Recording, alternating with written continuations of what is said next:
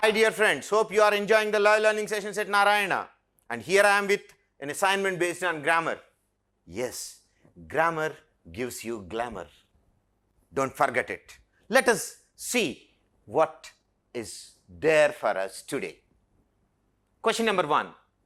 Identify whether the underlined parts of the sentences are subjects or predicates. Sentence is given to you. Part of that is underlined. You have to identify whether the underlined part is a predicate or subject. Adi has studied for the test. Adi is going to be the subject of the sentence, and the remaining part, as your teacher definitely might have explained it to you in your previous lessons, right? So the second part is called the predicate. So the underlined one here is predicate. Sid is writing in his notebook. Sid is the subject, is writing in his notebook is predicate. The big brown notebook is lying on the desk.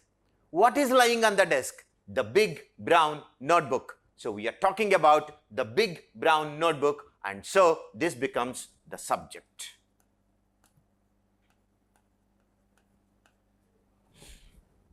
Sid's pencil is worn out. Whose pencil is worn out? Sid's. So Sid's pencil becomes the subject and is worn out becomes the predicate.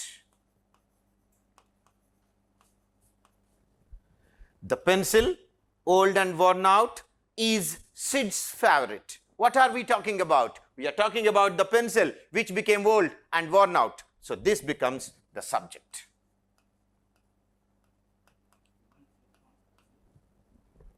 Question number 2.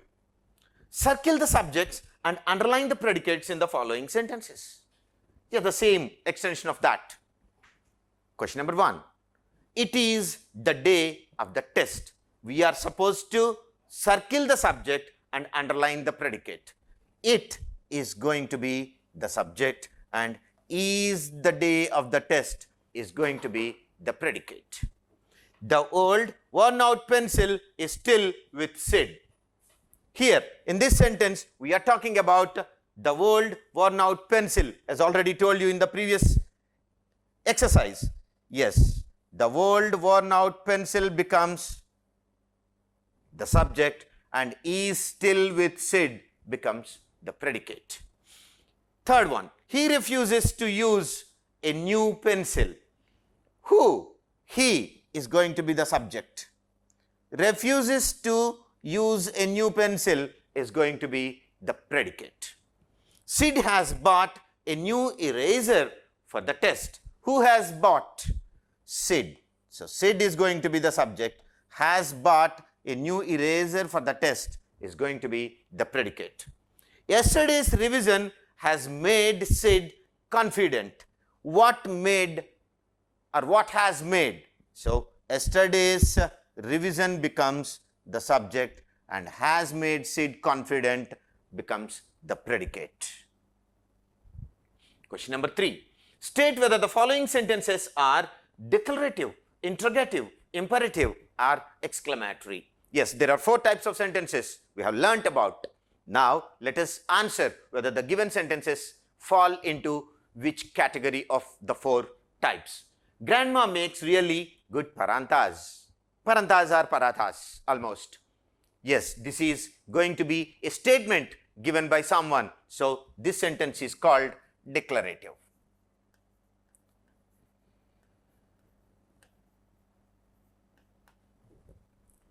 Do honeybees live in nests? Do is going to be an auxiliary verb or a helping verb. When a sentence starts with an auxiliary verb or a WH word, it is going to be an interrogative sentence. So the answer is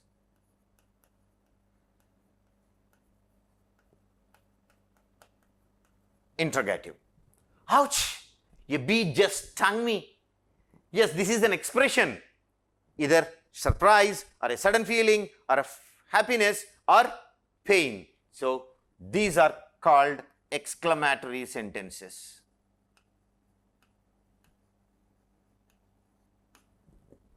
I did not know bees could sting so badly. I'm giving a statement. So this is declarative.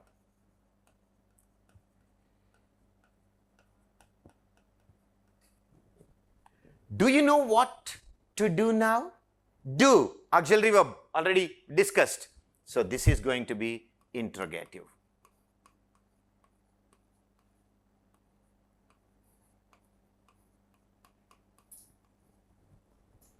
Was the area where you got stung with soap and water? You know, someone is giving you a piece of advice. A piece of advice, order, request, advice comes into imperative sentences.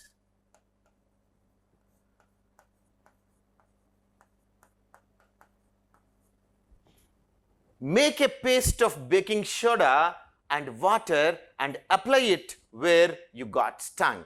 Again, a piece of advice is given, so this becomes imperative.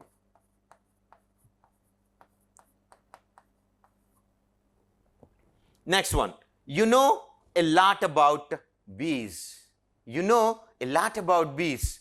I am expressing this because it's a surprise for me, and moreover, you can see the sentence is ending in an exclamatory mark. So definitely this is going to be an exclamatory sentence.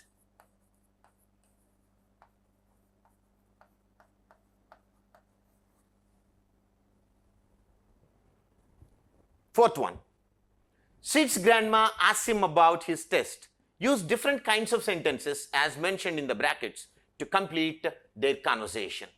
Grandma, interrogative sentence is going to be asked there. Sid, the test went really well. I'm glad Adi helped me revise the topic. So grandma says in exclamation. So we are going to write an exclamatory word followed by an imperative statement. Sid, all right, grandma, I will not forget to thank Adi tomorrow. Grandma, look at the time.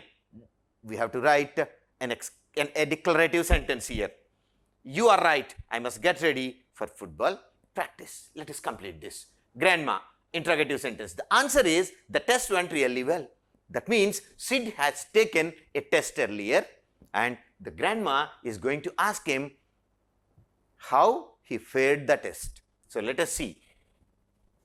How did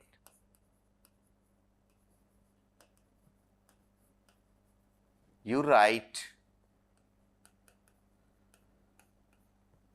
the test or exam? You can write anything. So this is going to be a question. The test went really well. I am glad Adi helped me revise the topic. Grandma says in exclamation. Wow. Imperative sentence. Thank Adi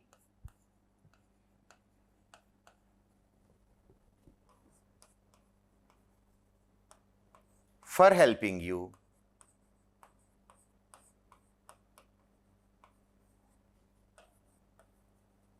You can add tomorrow.